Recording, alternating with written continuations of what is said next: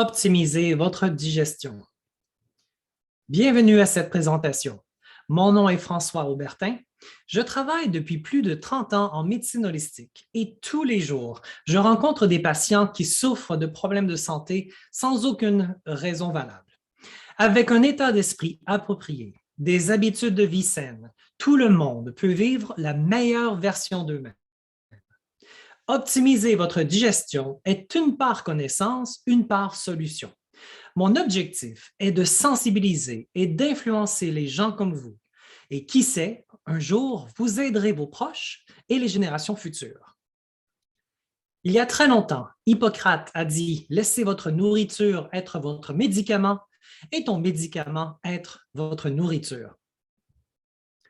La digestion débute dans la tête.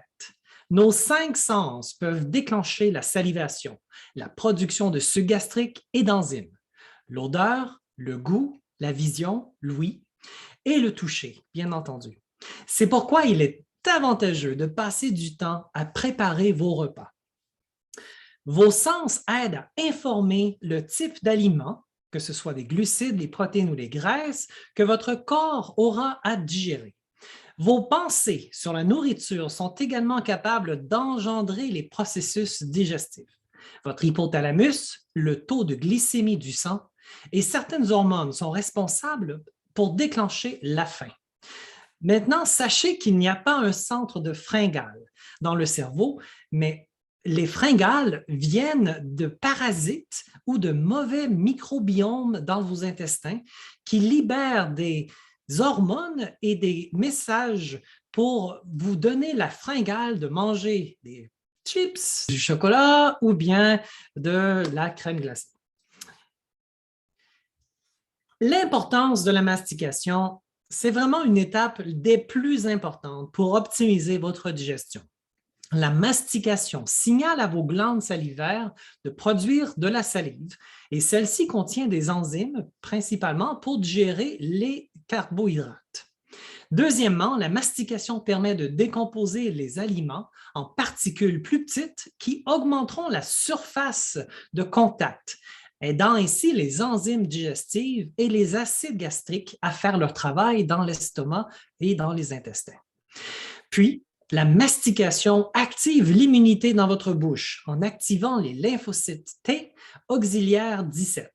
C'est votre première ligne de défense contre les mauvaises bactéries et les virus.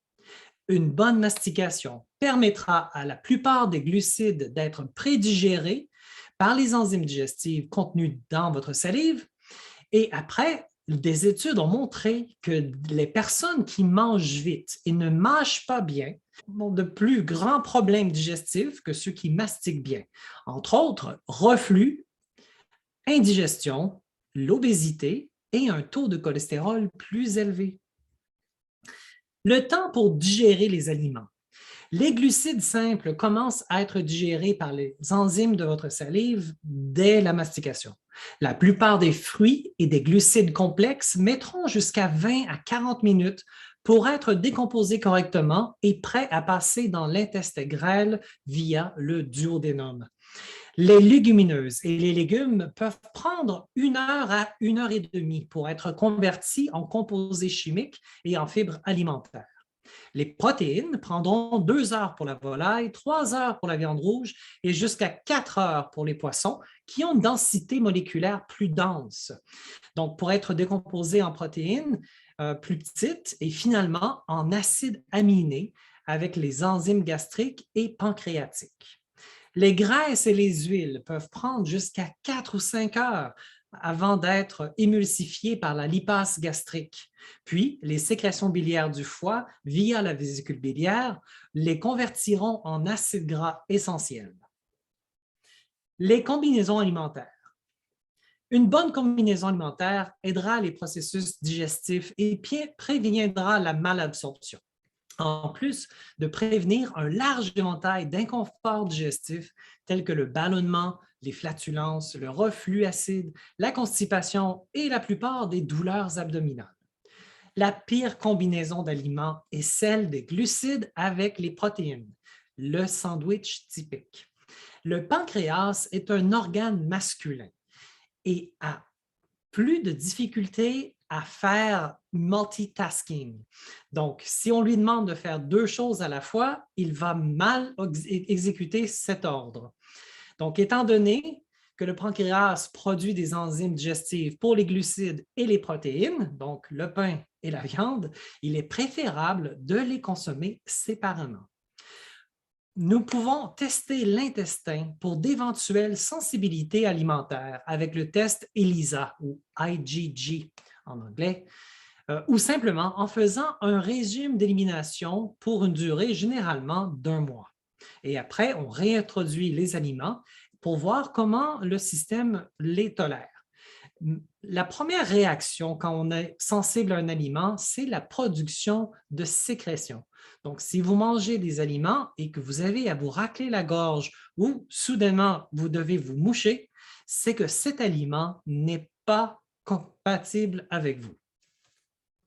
En plus, les intolérances alimentaires, on voit maintenant avec les recherches que ce n'est pas vraiment les aliments, mais plutôt comment ils ont été produits avec les glyphosates ou parce que ce sont des organismes génétiquement modifiés que notre corps n'arrive pas à reconnaître.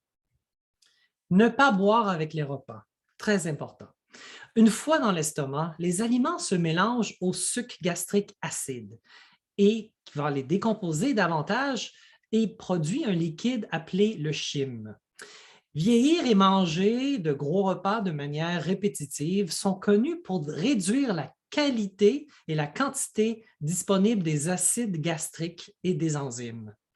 Les liquides viennent diluer les acides dans notre estomac, ce qui réduit la capacité de décomposer les aliments en leurs composantes absorbables, transformer les glucides en complexes glucidiques simples, les protéines en acides aminés, les graisses en graisses solubles. Ou pire, boire en mangeant, les liquides vont évacuer avec eux les acides gastriques dans l'intestin grêle, surtout dans le duodénum, qui est très sensible à l'acidité. Donc, c'est l'endroit où toutes les réactions chimiques les plus importantes et complexes ont lieu pour la digestion, le duodénum. Donc, la taille importe vraiment. Quelle quantité de nourriture votre estomac peut-il ingérer? En anatomie et en physiologie humaine, on dit que la structure conditionne la fonction. Anatomiquement, dans sa phase de repos, l'estomac se rétrécit pour contenir environ 2,5 onces. En mangeant, l'estomac gonfle et grossit au fur et à mesure que le sang pénètre dans les couches musculaires qui sont responsables du péristaltisme et de la segmentation, deux mouvements qui produisent les mouvements de l'estomac. Physiologiquement, la capacité volumique de l'estomac chez un adulte est d'environ 1 litre, soit à peu près 2 de vos poings. N'oubliez pas ce fait physiologique important parce que pour contracter efficacement, les muscles doivent être dans leur état neutre, c'est-à-dire qu'un muscle trop étiré va perdre sa capacité de se contracter. Je prends l'exemple du biceps brachial.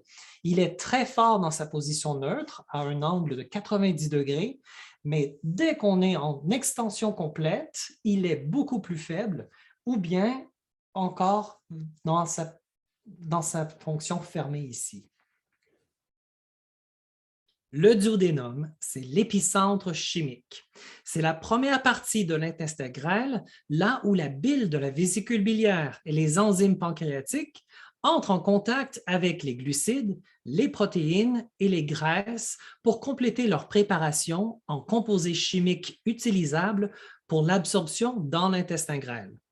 Le moment exact de la libération de la bile et des enzymes pancréatiques est essentiel pour une absorption et une assimilation des aliments efficaces. Si la libération est trop rapide, quand les aliments ne sont même pas là, ou si elle est trop tardive, quand les aliments ont déjà passé, ça va effectuer un problème dans la digestion. C'est pourquoi qu'il est important de préparer tous nos sens afin qu'ils informent le cerveau de ce que nous mangeons, de la quantité exacte qu'il sera nécessaire à préparer. Et donc, il est important de cuisiner, de bien mâcher, de ne pas boire au repas et de limiter la quantité de nos apports alimentaires. L'intestin grêle. Il y en a deux, le jéjunum et l'iléon. Après l'estomac et le duodénum, le chyme mettra environ 4 à 6 heures pour traverser les 7 mètres de l'intestin grêle. C'est là que les dernières étapes de la décomposition se produisent et où la plupart des nutriments, qui sont maintenant des composés chimiques, seront absorbés. La paroi interne de l'intestin grêle est recouverte de minuscules projections en forme de doigts appelées villosités. Ces villosités offrent une surface supplémentaire pour l'absorption des nutriments par la circulation sanguine ou lymphatique, ce qu'on appelle le chyle. Au moment où tout le chyme traverse l'intestin grêle, 90% des nutriments ont été absorbés. C'est une merveilleuse efficacité. Le côlon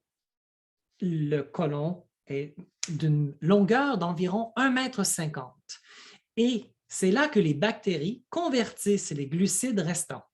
Les bactéries convertissent également toutes les protéines restantes en acides aminés et produisent des vitamines, entre autres la vitamine B et la vitamine K.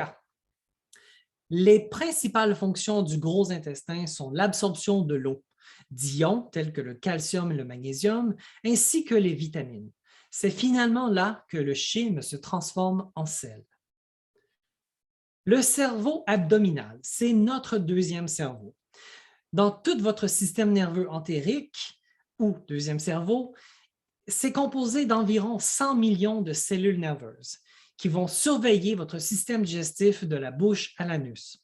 On dit qu'il y a plus de neurones dans l'abdomen qu'il y en a dans la colonne vertébrale. Même si le deuxième cerveau peut agir de lui-même en contrôlant l'intestin de manière indépendante, il en est en fait en communication constante avec le cerveau au-dessus. Une grande partie de nos émotions sont probablement influencées par les nerfs intestinaux. Le bien-être émotionnel quotidien repose sur des messages du cerveau d'en bas vers le cerveau d'en haut. Le syndrome du côlon irritable, qui touche plus de 2 millions d'Américains, provient également en partie d'une trop grande quantité de sérotonine dans nos entrailles et elle est considérée comme une maladie mentale du deuxième cerveau. Le microbiote. Le microbiote humain est composé de milliers de milliards de cellules, dont des bactéries, des virus et des champignons. Les plus grandes populations de microbes résident dans le côlon et représentent environ 2 kg en biomasse. D'autres habitats populaires incluent la peau et les organes génitaux. Les cellules microbiennes et leur matériel génétique, le microbiote, vivent avec les humains dès la naissance. Cette relation est vitale et harmonieuse et propage une bonne santé. Le microbiote est important pour la nutrition, l'immunité et les effets sur le cerveau et le comportement. Lorsqu'il est déséquilibré, le microbiote est impliqué dans de nombreuses maladies telles que l'asthme, l'autisme, le cancer, maladie cœliaque, colite, diabète, eczéma, maladie cardiaque, obésité et tant d'autres. La nourriture d'aujourd'hui. Depuis le dernier siècle, les corporations ont repris l'agriculture locale. Poussées par la rentabilité plutôt que de fournir des aliments nutritifs dans nos assiettes, les aliments aujourd'hui que nous consommons...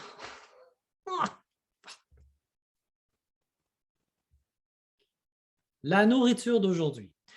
Depuis le siècle dernier, les corporations ont repris l'agriculture locale. Poussées par la rentabilité plutôt que de fournir des aliments nutritifs dans nos assiettes, les aliments que nous consommons aujourd'hui doivent parcourir de plus grandes distances et sont soumis à de nombreux processus qui diminuent la quantité des nutriments et leur vitalité. Permettez-moi de partager 3 de ces processus que les entreprises alimentaires soumettent aujourd'hui la nourriture que nous mangeons. D'abord, les produits chimiques agricoles intensifs, les pesticides, les herbicides, qui se retrouvent dans nos aliments. Depuis tellement d'années que cela se fait, le sol est imbibé de tous ces produits chimiques et il n'y a pas moyen de ne pas en consommer. Les organismes génétiquement modifiés et tout ce que nous utilisons dans les formes de conservation pour les aliments, c'est encore une autre forme que notre corps n'est pas en mesure de savoir quoi faire. Il n'y a pas de mécanisme biologique, d'enzymes qui peuvent digérer ces produits de conservation. Finalement, la radiation, c'est un processus qui très commercial, permettent aux entreprises d'avoir des aliments qui vont avoir une durée de vie beaucoup plus longtemps parce qu'ils détruisent les enzymes. Et les enzymes, c'est ce qu'on a besoin pour digérer les aliments et c'est aussi ce qui fait que les aliments pétrissent, mais c'est la vitalité, c'est ce qu'on a besoin. Et en les tuant avec la radiation, on a des carences alimentaires énormes. Comment pouvons-nous aider à toutes ces carences alimentaires et à cet apport inapproprié de nutriments? Zinzino a créé le protocole santé. Ces trois produits qui travaillent synergistiquement à améliorer tout d'abord l'équilibre dans nos oméga-3, oméga-6. Les oméga-3 sont très importants. Ils sont constituants des cellules et de la membrane cellulaire. Et quand on a un manque de ces oméga-3, la membrane devient très rigide, ce qui empêche les nutriments d'entrer dans la cellule. Et de par ça, les toxines d'en sortir.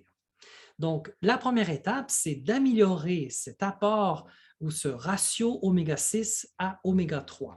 Et c'est fait par le Balance Oil, qui est une huile de poisson très riche, ultra pure, qui vient donner non seulement cet apport d'oméga-3, mais aussi une vitamine D3 et des polyphénols, qui sont des antioxydants.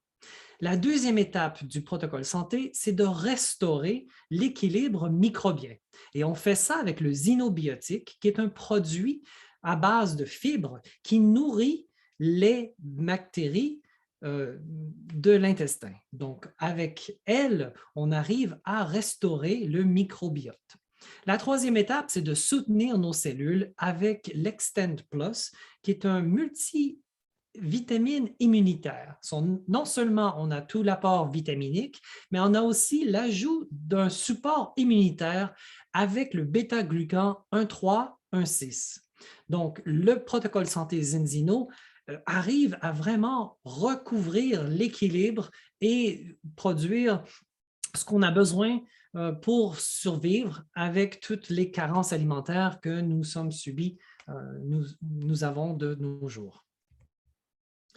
Donc, si vous voulez en savoir plus, vous pouvez référer à la personne qui vous a parlé de ce vidéo. Je vous remercie de votre écoute et je vous prie de recevoir mes meilleurs vœux d'une santé optimale.